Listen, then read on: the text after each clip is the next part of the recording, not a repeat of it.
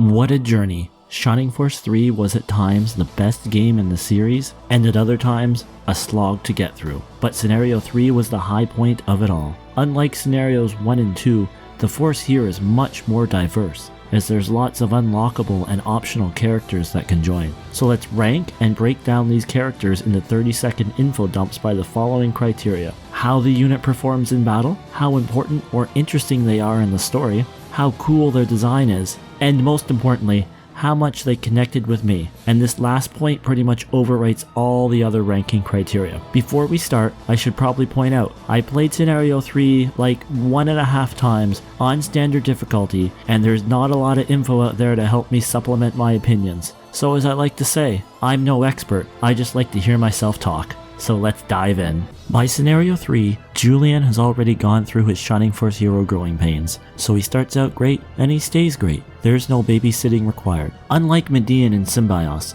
Julian has no political distractions. He just wants to get revenge on the Vandal Golem for killing his father and to wipe out the existence of Bolzum along the way. We even get some character growth from him, for when we defeat Golem, Julian holds off killing him in order to defeat the greater threat in Bolzum. And the man in Scenario 1 who recklessly charges at Golem and gets knocked away would not do this. Like other Shining heroes, he gets access to Bolt 4. Unlike the other Shining heroes, he will get to a high enough level to actually use it. So not only will he have a great HP, attack, and defense combination, he can also be a passable magic user with a long-range nuke when required. Julian is probably my favorite hero in the Shining Force series, and he's so close to breaking into that legendary tier. He just has that silly, you die and we all die thing hanging over his head. So he's gonna get his own tier as the best Shining Force hero. Not quite legendary, but close enough. I'm still a little salty he never gets a special sword like the Chaos Breaker or the Force Sword, and no, if I have to do optional side content,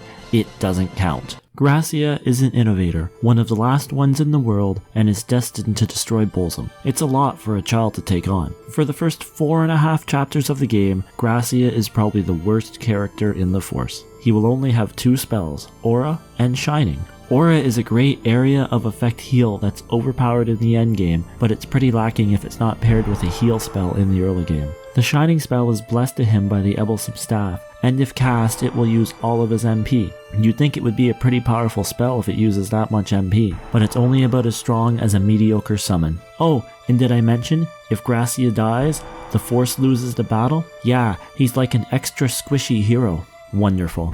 That said, Gracia drastically improves in Chapter 5 when he is promoted to the Innovator class. Upon promotion, he learns the Blessing spell, a spell which if cast on your unit will heal them, and if cast on an enemy unit will deal damage. It's pretty much the heal and blaze spell combined into one, and it fixes both of Gracia's biggest problems, those being the lack of a low MP heal or damage spell. This spell greatly improves Gracia as a unit, and if you add in the fact that around this time in the game, he gets access to Aura 4, he will start to take over the battlefield. This one is hard. Early game Gracia borders on trash, and late game Gracia is absolutely legendary. I think that ends him up in the good tier. I want to go lower, cause he frustrates me so much in the early game, but he's so damn phenomenal in the late game.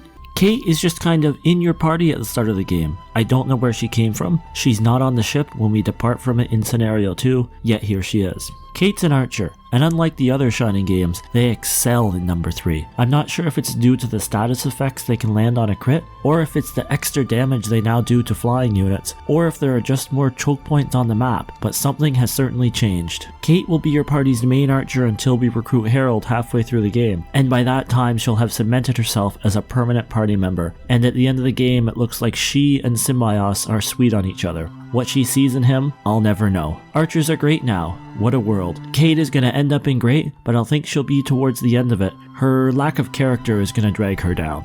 Donar was instrumental in helping to establish the Republic 20 years ago, and he still harbors significant dislike of the Imperials. Now that we can control him in Scenario 3, and he's no longer stealing our kills or running headfirst into a wave of enemies, he's a valued member of the Force. It's in the early game where he really shows this. If you don't have Edmund, Donar will be the only disposable melee option available to the Force. In addition, his 7 movement makes him very valuable in the early game ruins, since his high movement and his survivability make him great at heading out on his own to loot treasure. His only drawback is that he's rather generic. He has no spells and he can't fly, which makes him less useful than the other melee options that come along later in the game. Still, the old knight Donar is a dependable member of the force and will stay that way even when the other sexier units start to come around. And this man is going to end up in the good tier. Edmund, you fiend! One of the fun things in Shining Force 3 is how varied your force can be at the end of the game. If you killed Stella in Scenario 2, or started Scenario 3 without a save file, Edmund will be on our team.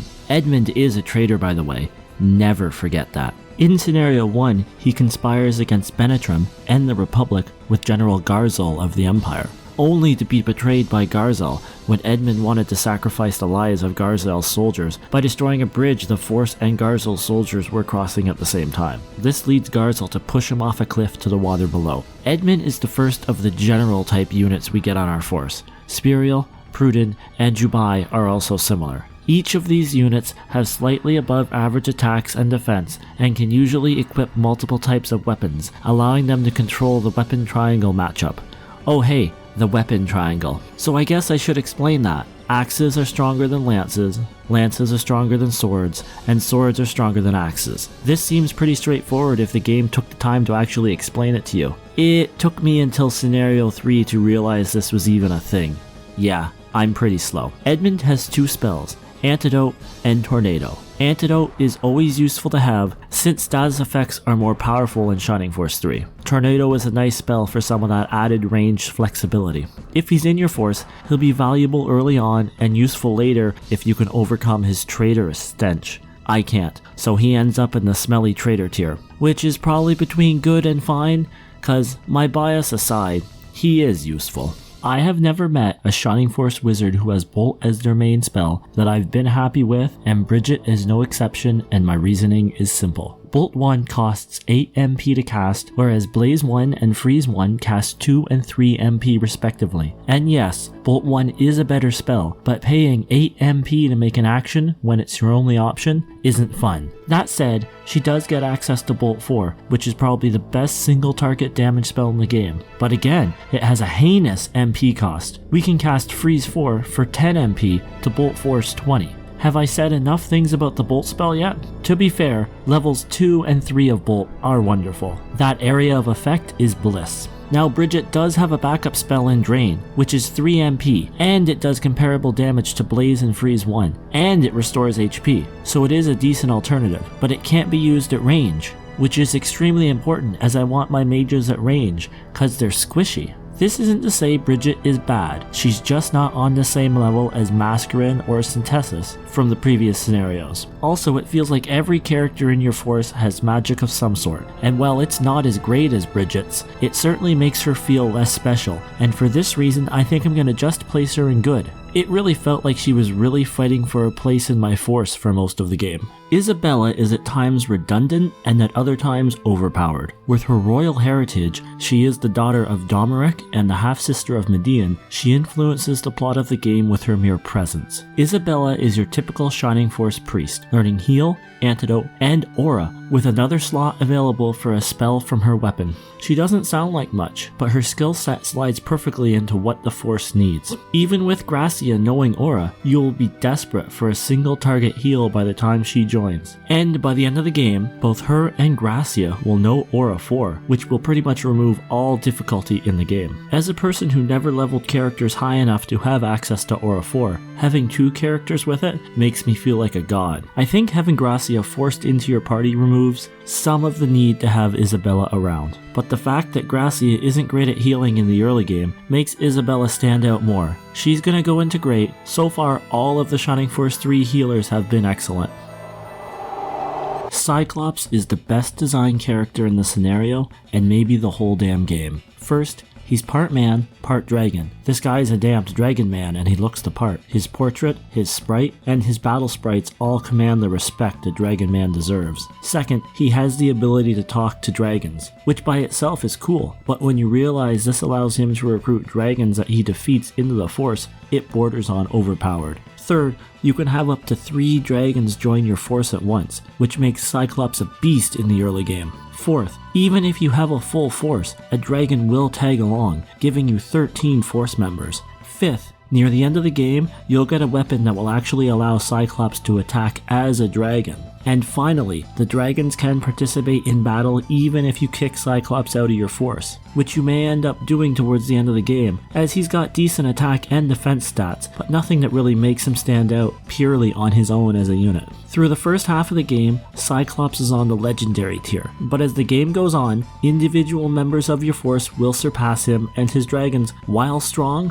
aren't nearly as strong as some of the units Pappets can recruit. Cyclops and his dragons will end up in great tier. Roly is gifted to us by Jane if we spare Goriot at the end of chapter 1. Roly is a slightly weaker version of a paladin. Less strength, less defense, and less HP. But even if they are a bit weaker than Donar, the utility Roly presents tends to make them feel a lot more useful. See, Roly has 3 status impacting spells. Antidote, which cures status ailments and it never hurts to have in a pinch. Charm, which to be honest, I didn't use too much because I spent too much of my time casting the 3rd spell. Sleep, which lands fairly frequently, and an enemy that's asleep is pretty much a dead enemy until they wake up. Roly and the sleep spell will always have a place in my heart for all the work it put in during Gracia's first trial battle. The way that battle works, enemies will continually spawn and respawn if you are on the desert or forest tiles, and let me tell you, we walked deep into that desert without knowing any better. This left us in a situation where killing the enemies just caused them to respawn, so having sleep as an option to remove them for a turn or 2 was a godsend, and Donar just could not provide that. I think we'll place Roly in good, ahead of Donar, but the already mentioned lack of combat ability is going to hold them back from being too useful. The joy I felt when 1000 joined the force could not be concealed. I hadn't been impressed with any of the flying units we've had so far, and I was excited for that to change. He's a dragon. He couldn't be bad. And he's not. He's not. But something about him always leaves me feeling empty. He has an attack that's fine, but feels like it should do more damage. He has pretty good defense, and he's got great movement. He's essentially a flying tank, or more appropriately, he's blue from Shining Force 1, without the drawback of being underleveled when he joins. We also have to thank Cyclops for recruiting this big boy, because without him, 1000 wouldn't give us the time of day, which brings up another slight knock against 1000. Because he's a bit of a hidden character, he doesn't actually have that much of a personality or story importance. 1000 feels like he should be legendary, but he never quite gets there. He's still an excellent unit, able to venture out on his own and take on multiple enemies at once. If you want that true flying fortress feeling, give him the white ring and watch enemies hit him for tiny amounts of damage, and for this, 1000 will end up in great tier. Before we move on, I have to say, his sprites just being a palette swap of the standard dragon sprites is also kinda disappointing. Leon is the Scenario 3 gladiator. Sure, he may be a lion and called a lion warrior, but he's a gladiator, and I'd appreciate it if the game didn't lie to me about it. We find Leon as he is attempting to escape the Imperial lands and is under attack from border guards. Turns out, he was searching for the Julian force the whole time, and he found us just at the right time. He joins our force, and we dispose of the guards chasing him. Leon is a perfectly good unit. He's got a high attack and defense rating, as most gladiators do, and he's got a better than average design. His problem is that all he does is attack and take hits. He has no spells to speak of, so all of the general class units will have more utility. And while his design is nice, it's not going to overcome this shortcoming. He's also in a group of Shining Force units that join the Force, but don't really have any story significance. All of this is just going to land him in fine. Given how low I am on the Birdmen in Scenario 1 and 2, I should dislike Honesty too, since they're pretty much the same unit. But I sorta love Honesty. See, both the Birdmen and Honesty are designed to be quick strike units. They fly in, deliver the final blow, then fly out. The Birdmen are bad at this, until they get their endgame weapons, and then they're okay. But getting them to that point is always the problem. But Honesty starts out with an endgame weapon. So while she doesn't have great defense, her high attack ensures she really won't be taking hits. Teaming her together with 1000 can make a great flying team, with Honesty being the quick strike option and 1000 there to tank. Hell, the first chapter or two when we get her, she's so powerful I considered making her legendary, but she does come back down to earth as the game progresses. On top of this, she's also integral to the plot, playing a key role in Scenario 2, where she escapes capture and manages to help Midian's force escape from prison. Oh, and there is that whole bit where Philaly impersonates her to trap General Rogan on the Executor. Then, when she joins in Scenario 3, she joins escorting Medean's mother safely into the hands of the Julian army. Integral to the plot, and a good unit to boot, honesty makes it to great tier. Pruden is known as the general who fights for love, but a better name for him might be the general who you have to jump through hoops to recruit. First, you have to spare his love Stella in Scenario 2. Then, when you fight him in Scenario 3, you have to make sure to defeat the Master Monk behind him, which doesn't sound too bad, except he blocks the path to the final monk. Better hope you have someone who can fly around them. But it's worth it if you do, as you'll find out Stella is pregnant, and Pruden is going to be a papa. Such a wholesome moment. You probably think Pruden's going to be an awesome unit, given all the work we put into having him join our force. And you'd be right. He's primarily a melee unit, featuring a high attack and defense. He can equip swords, spears, and hand axes, so technically he can cover all 3 families in the weapon triangle, and he also brings a couple spells to the table in Blaze and Support. This is probably the best set of spells of the magical melee units in the game. The combination of good melee and adequate magic team together to make Pruden a great unit.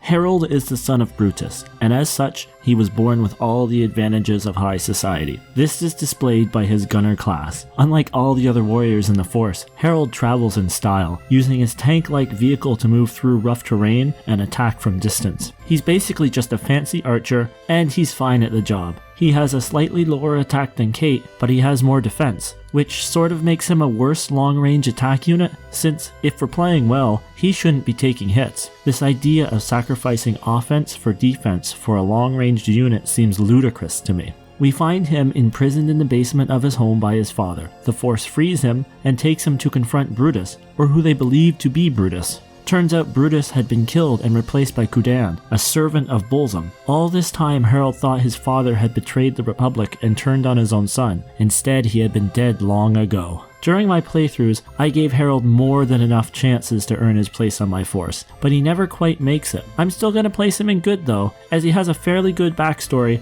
and I like the gunner design in Shining Force 3 more so than the brass gunner design in number 2. In fact, I can think of a lot of things I like better than the brass gunners in number 2.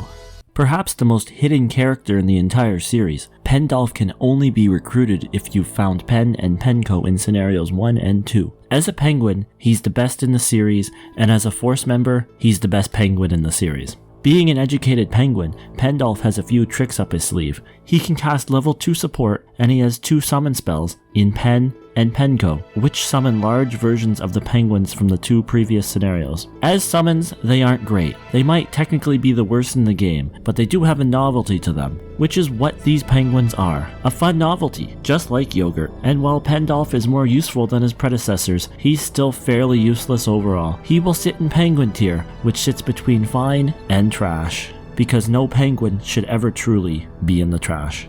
Jubai is a samurai with an eye patch. I don't think character design can get much better than this, and I think this is his problem. He looks so cool that when he's not slicing through enemies like butter, it seems more disappointing than it should be. I expect Jubai to behave like Musashi, but he behaves more like the Shining Force 3 ninjas. Instead of being slow and having a massive attack, he's got high movement and an adequate attack and defense. He does have spells though. Are we sure he's not a ninja? He has the spell Soul Steal, which will instantly kill your enemy or deal a small amount of damage. It's D-Soul with a safety net, and it's awesome. Seriously, there are so many little tweaks to spells in Shining Force 3 that make them just a touch better. He also has Resist, which will up magic resistance and can be situationally useful. His final spell is a summon, which just like Jubai, looks rad as hell, but is actually a little underwhelming due to its range and its dark type element. I'm gonna place him in Great, almost purely based on his design and possible utility. It also doesn't hurt that he can also use Shurikens too, just like a ninja.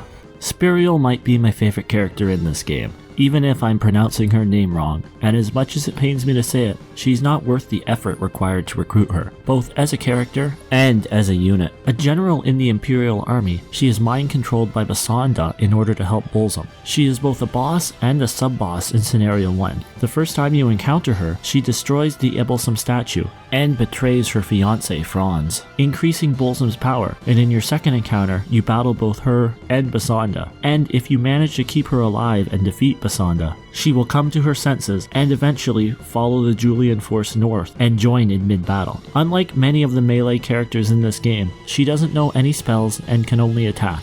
On the plus side, she can use each weapon type, but I don't know if that's enough to save her when her comparables have extra utility, even if she probably has the highest attack of these units. As much as it pains me to say it, she's just gonna end up in the find tier. I like to project a lot of Lemon's story from Shining Force 2 onto her, but that's all in my head, and it's not what actually takes place. The absolute glee I felt when Primula and the old man Gabriel showed up in Chapter 5 can't be stated. It's like the game came full circle. Then Primula joins the party and the glee died. The idea of a healer that can fly is very intriguing at first, but soon you'll see she only has a movement of 5, which sort of undercuts that flying boost, and secondly, she only learns the heal spell, and that doesn't really cut it at this point in the game, as we've moved on to needing aura everywhere. So her healing is a joke. But she has other spells, you say, and that's true. She has Zephyrus, which is probably my favorite summon due to its extra range, and she gets the attack spell as well. But that's not enough to save her, as the attack spell isn't as overwhelming in Shining Force 3 as it is in its predecessors. I can see an argument where you augment her 4th spell slot with an aura or boost staff, and she'd become a pretty good support unit. It's a solid argument, it's just too bad for her that we already have 2 exceptional support units by the time she joins. And that's really the problem. She does so many things, but none of them better than anybody else. I'm very tempted to put her in the trash, but I appreciate what the developers were attempting to do here. If you make a flying healer too great, you will undercut your other units and possibly even ruin the balance of the game. So they tried their best, and so did Primula, but in the end, we're just gonna put her into fine. Marky is a snow witch who turns everything to ice. Sometimes a character comes along that's just perfect for you, and Marky is that character for me. Let's get the obvious out of the way first. Marky joins at level 21 and only needs to be promoted to have access to Freeze 4, the ultimate Shining Force magic spell. Its MP to damage ratio can't be beat. I've seen it do over 100 damage in this game just for 10 MP. That's amazing efficiency. Usually you have to put in some work on a character to get Freeze 4, but not here. Marky just gives it to you for free. Her other spells are a summon named Prospernia, which looks an awful lot like Shiva from the Final Fantasy series, and Soulsteel, which we've already talked about Soulsteel and how improved upon it is in Shining Force 3. Hell, on top of that, she starts with the Milky Rod, which gives her the sleep spell and MP recovery every turn. All of this, by the way, is just out of the box. She's also a fun character, introducing herself as the Ice Witch and blowing open the door to the inn the Force is staying at, and then threatening to freeze us and suck our blood. After facing her in a fun battle where the Force has to traverse past massive chunks of ice, we learn that she's been cursed to live this way by Bolsum, and that Gracia is able to lift the curse upon using his upgraded staff. Remember how I said Gracia gets better post-promotion? Well, it's true. Marky is simply the best. And no, I'm not just saying this based on the official art that does not appear anywhere in the game. That said, I don't remember other Shining Force characters looking so voluptuous. With Freeze 4 out of the box, a decent selection of other spells, and a fun bad guy turned good story, Marky is legendary for me. And while you may disagree, it's my list. I'm starting to think I might have a thing for characters that know Freeze 4. This is Turk, and he needs help looking for his buddy Orga. Orga has gone missing, and we don't know why, but Turk knows that Orga is always hungry for meat. Armed with a piece of meat, Julian and Turk play a game of hot and cold until we find that Orga has fallen into a well. With the promise of more meat to come, Turk persuades Orga to join the Force. Turk rides Orga into battle and prefers to use shells as weapons, though he can also use anchors. He's a bit beefier than a traditional archer, so while he's got a slightly lower attack than Kate, he can take hits much better. He's sort of the sequel to Ratchet and Robbie from the previous scenarios. He joins the Force so late, and with him being the 3rd archer we come across, it can be hard to find a spot for him. That said, he will hold his own if added, and his interesting Master Blaster design is fun. We'll add him into the find here. There aren't a lot of truly bad units in Scenario 3. Except for Unima. He's the worst. I'm not sure where to start here. There's nothing redeemable about this man. He joins the Force so late that you will not have room for him. He's essentially a Master Monk that doesn't know any spells, and that's worse than it sounds, because this is not a Shining Force 2 monk with no spells. He's a neutered Shining Force 3 monk with no spells. And this is the least of his problems. See, Unima's character is that of a perverted old man, a pervy sage if you will, an old trope, and that can work if done right, but the execution here is just so over the line. These are his exact quotes when you recruit him. "There are so many cute children here, by the way," and "Hey little girl, do you want to be my apprentice?" Red flags, red flags. I mean, look, maybe I'm overreacting and taking all of this out of context. Wait, he's wearing power undies? You're not even trash tier, buddy. You are unrecruitable.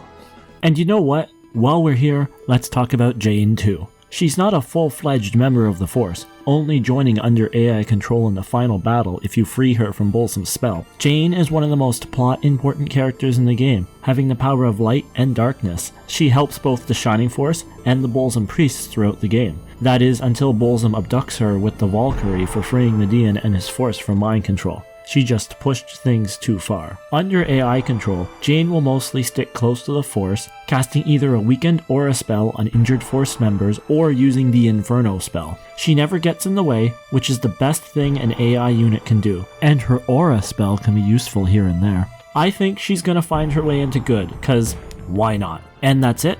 We're done? No one else? Alright.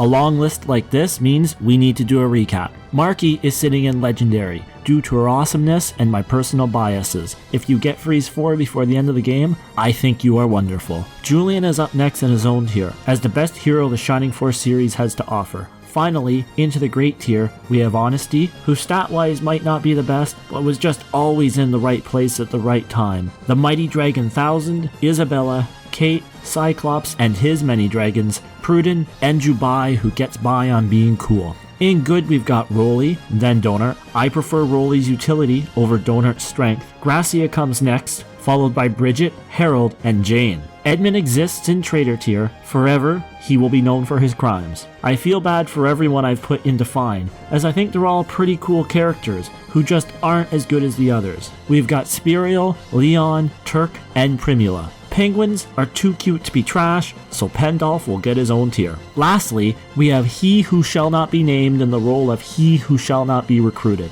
Waste of our time to even talk to this guy. Like I said, I had an absolute blast playing this game, or really, all three of these games. I'm very happy to have scratched this off my bucket list. Let me know your thoughts and opinions. There's not much Shining Force 3 talk out there, so more is always better. And before we leave, I just want to give one more shout out to the Shining Force 3 translation team. I would not have played these games without you. And so closes the book on Shining Force 3. Or does it?